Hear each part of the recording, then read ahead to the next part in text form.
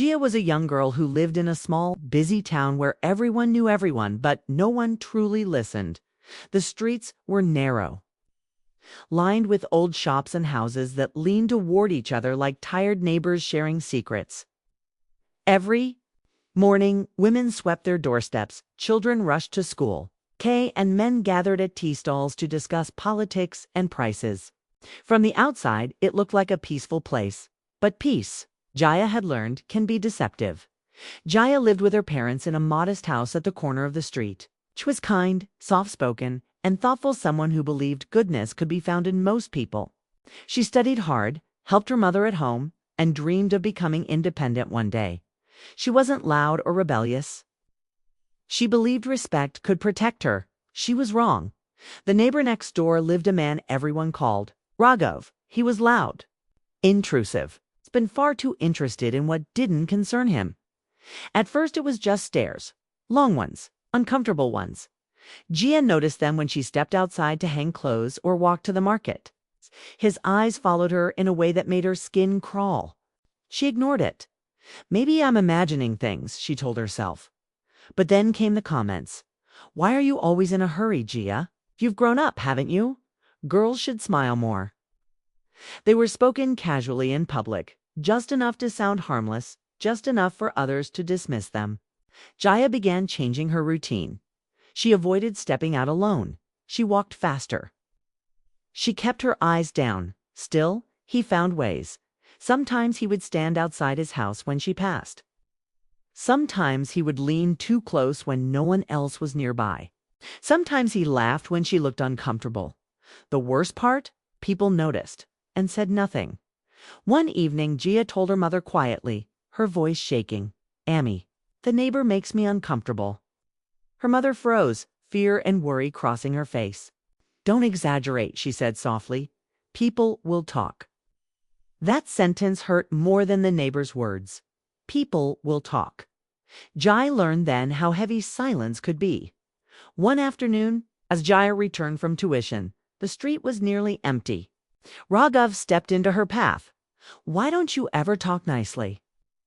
He smirked. "I'm your neighbor." Jiya's heart pounded. "Please move," she said firmly. He laughed.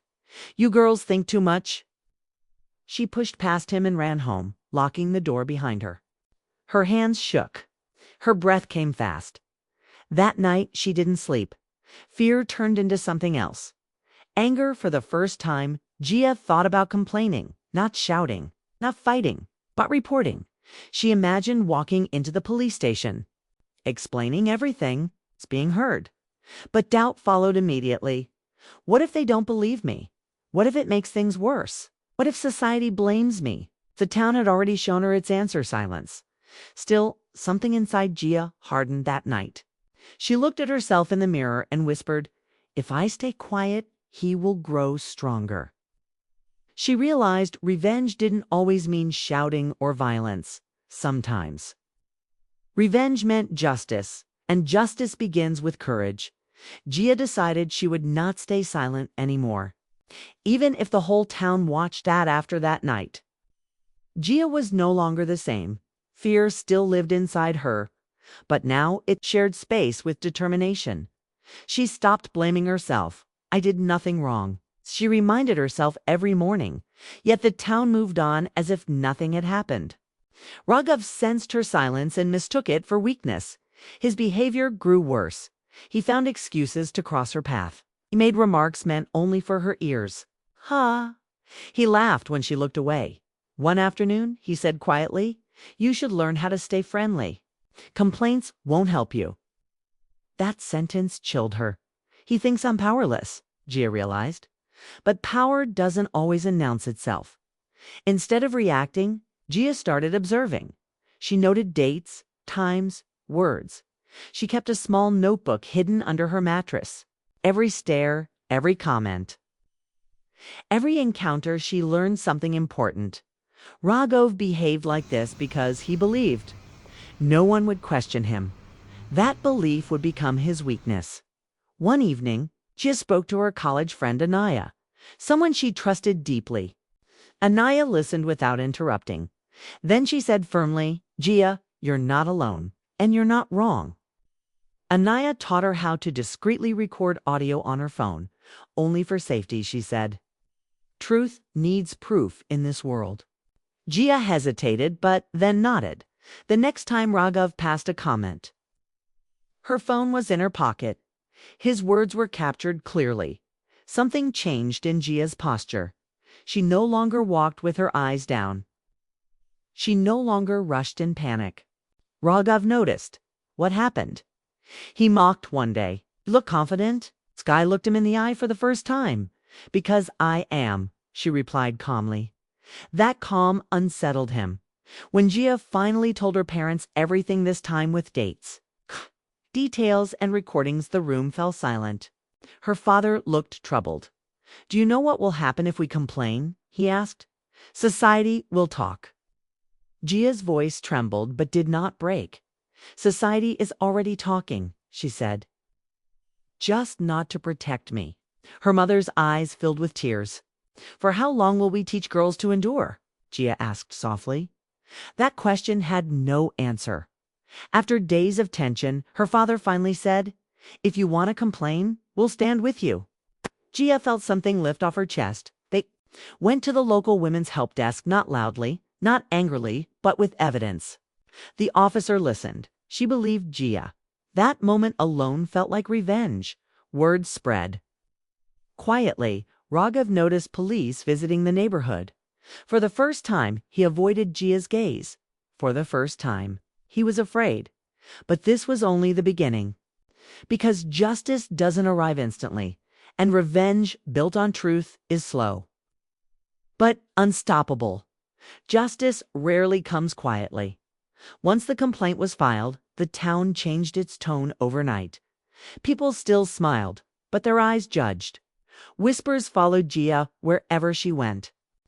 Doors that once opened easily now hesitated. The silence had returned, but this time was heavy with blame. At the tea stalls, men discussed the matter loudly. These girls exaggerate everything. One said, Why didn't she complain earlier? Another added, A respectable man like Raghav. Someone scoffed. No one asked why Jiya stayed quiet. They only questioned why she spoke. Jiya felt the loneliness deeply. Old friends avoided her. Relatives advised her to withdraw the complaint. Some women looked at her with pity, others with suspicion. One neighbor said bluntly, You should have ignored him. Oh, look at the mess.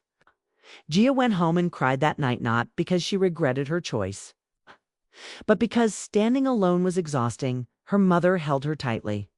You are brave, she whispered, even if the world refuses to see it. Raghav, meanwhile, acted innocent. He visited elders, touched their feet, spoke softly about false accusations. I treated her like a daughter, he said dramatically. Why would I do such things? People believed him because believing him was more comfortable than believing Jiya. But he made one mistake. He grew careless one evening, thinking the case would fade. Raghav approached Jiya again, this time in anger. You think you've won? He hissed. You'll regret this. Jiya's phone was already recording. His threat was clear. His voice unmistakable. That recording changed everything. The police called both parties again. This time, the tone was different. Raghav sat stiffly, his confidence cracking.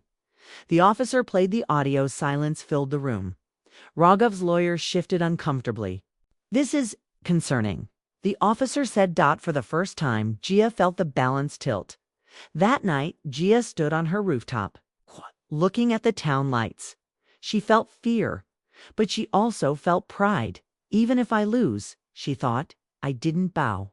She realized something powerful. Revenge wasn't about destroying Raghav. It was about reclaiming herself, slowly.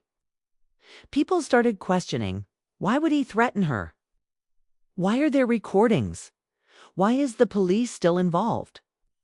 Doubt crept into the same minds that once blamed Jiya. And doubt is dangerous for the guilty. Raghav felt it. His arrogance began to crumble. The final hearing came on a quiet morning. Jiya stood outside the police station, her hands cold but steady. Her parents stood beside her, tired, anxious, but proud. For months, they had watched their daughter carry a burden no one should have to bear alone. Inside, Raghuv sat across the room. He no longer looked confident. His shoulders were stiff. His eyes avoided Jiya's. The man who once believed he was untouchable now looked small. The officer played the recordings, one by one, the comments, the threats, the tone. There was no room for denial anymore. Raghav tried to explain, tried to twist words, tried to blame misunderstanding. But truth doesn't need decoration. The decision was clear. A formal warning was issued, followed by legal consequences and strict monitoring. He was ordered to stay away from Jiya and her family. The case became public knowledge, not gossip. Fact.news spread quickly. The same people who once whispered against Jiya now whispered in embarrassment. Tea stall conversations changed. Maybe we were wrong. She was brave. We should have listened earlier. Some neighbors avoided Jiya not out of judgment, but guilt. Others approached her quietly. "You did the right thing," a woman said one evening. "I wish I had your courage." Jiya smiled gently. She didn't feel victorious, she felt free. Raghav's world collapsed quietly. People stopped inviting him. Children were warned to stay away. The respect he once enjoyed vanished. No shouting, no revenge acts. Just consequences. The town that once protected him with silence, now distanced itself from him. And that was his punishment. Life didn't magically become perfect. Jiya still carried memories. Still felt fear sometimes, but she walked differently now. Head high, steps firm. She returned to her studies, focused on her future, helped other girls learn about their rights. Her story became a whisper of courage passed quietly, but powerfully. One evening, her father said softly, "You taught us something." "Jiya," she looked at him, "you taught us that silence protects the wrong people." Tears filled her eyes. That sentence was worth everything she had endured. Jiya's revenge wasn't loud. It didn't involve insults or humiliation. Her revenge was this. She spoke when silence was expected. She stood when fear demanded submission. She turned shame into strength, and by doing so, she changed more than her own life. She changed the town. Because sometimes the bravest revenge is simply refusing to be quiet.